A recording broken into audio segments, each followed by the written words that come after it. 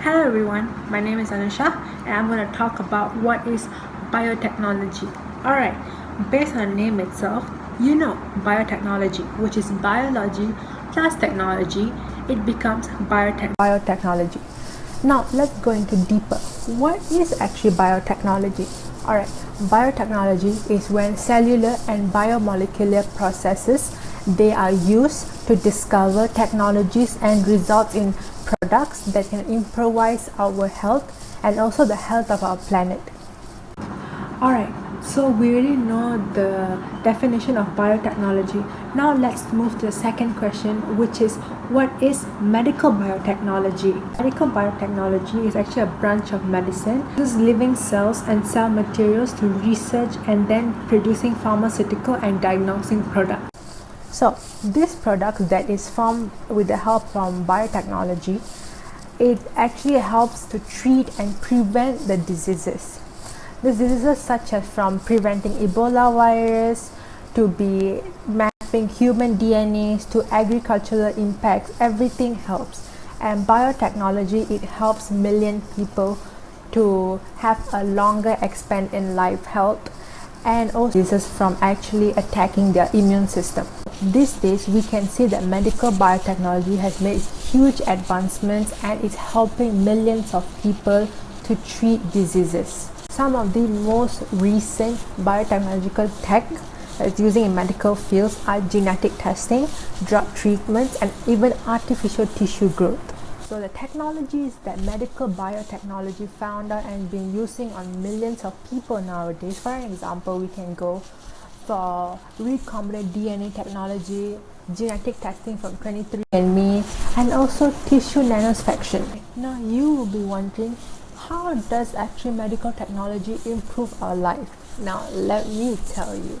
Alright, medical biotechnology, they play a dynamic role in improving the challenges regarding our human health, and it provides flexibility to reduce global health differences by providing more and more sustainable technologies.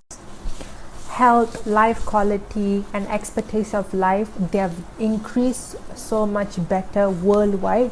It's because the help of medical biotechnology. Biotechnology also plays an important role in controlling the environmental pollution through biodegradation of potential pollutants. This also showed an increase and improvement of human health by the use of biotechnological advance in molecular science, molecular diagnostics, and also medicines. Thank you. Now I'm going to pass to my next member to talk about more about rabies. So if you're wondering what is rabies, rabies is a viral infection that mainly spreads through the bite of an infected animal. It is an RNA virus of the ribodovirus family. Without an early treatment, this could usually be fatal. It enters your body in two different ways. It enters to the peripheral nervous system, which is your PNS, and directly migrates to your brain. Secondly, it replicates within the muscle tissues where it is safe for its host immune system. From here, it enters the nervous system through a neuromuscular junctions. Once it's inside the nervous system, the virus produces acute inflammation of the brain. And then coma is what you get, and soon it will lead to death. There are two types of rabies, the furious rabies and also the paralytic or dumb rabies. The furious rabies occurs in 80% of human cases. The person is more likely to experience hyperactivity or hydrophobia, which is the phobia of water. The second one is paralytic or dumb rabies, where the patients usually be paralyzed. So what is the history of rabies? Rabies appear to have originated in the Old World, the first epizootomic in the New World occurring in Boston in 1768. It is spread from there over the next few years to various other states, as well as French West Indies, eventually becoming common to all North America. In modern days in India, rabid dogs still cause death in 20,000 people each year. The first written record of rabies causing death in dogs and humans is found in the Mosaic Code of Babylon in 2300 BC.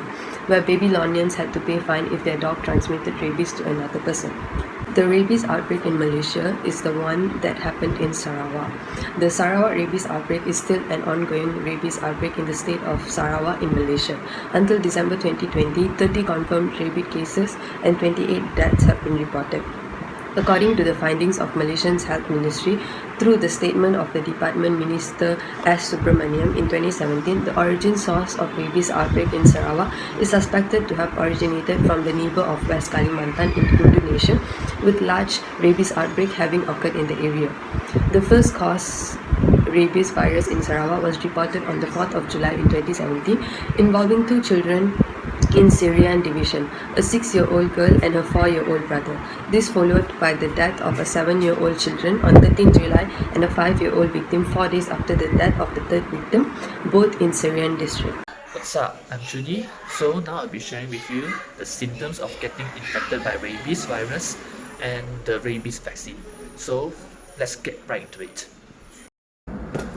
Alright, so now let's talk about the symptoms of someone getting infected by rabies virus. Rabies is a deadly virus spread to people from infected animals such as dogs and pets. The first symptoms of rabies may be something like flu. It will last for a few days. Little signs and symptoms will be fever, vomiting, anxiety, difficulty of swallowing, insomnia, and more. So it will also cause death in a very serious condition. In fact, the best and the most secure way to prevent this virus is to get a rabies vaccine. Rabies is a severe disease with no cure, no treatment for it. So the safer thing to do is to give a rabies vaccine. One of the rabies vaccine is rabies human diploid cell vaccine. So this vaccine works by exposing you to a small dose of the virus, which causes the body to develop the immunity to the rabies disease. On the other hand, a new inactivated rabies vaccine, also known as purified chick embryo cell vaccine, has been developed. The Flurry LEP C25 strain of rabies virus was adapted to propagate in primary chick embryo cell cultures. The PCEC vaccine was tested for innocuity, tolerability, and protective capacity in a series of laboratory tests and compared with human diploid cell vaccines.